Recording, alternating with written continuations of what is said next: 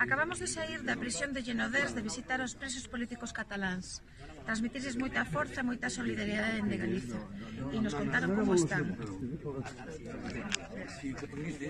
Pois, hoxe acabamos de facer unha visita aos presos políticos. Pensamos que é importante que se coñeza a realidade que se está vivindo no Estado español, un Estado español onde vemos que hai persoas que están perseguidas pola defensa das súas ideas.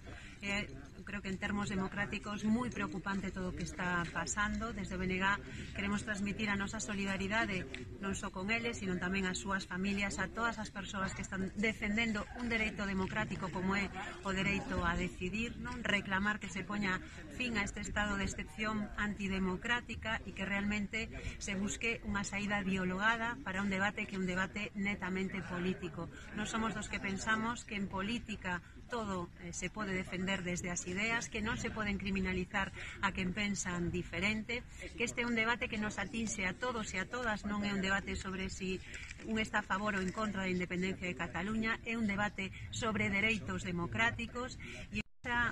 creo que nese camiño é fundamental que todas as persoas que creemos realmente na democracia xuntemos as nosas voces para denunciar o grave que está pasando neste momento no Estado español e, sobre todo, para reclamar que se poña punto e final a tanta injustiza, porque si algo estamos comprobando e vemos con moita preocupación é como realmente as persoas que están dentro desta cárcere non van a ser xulgadas porque hai unha sentencia que xa está escrita antes de que empece este xuízo.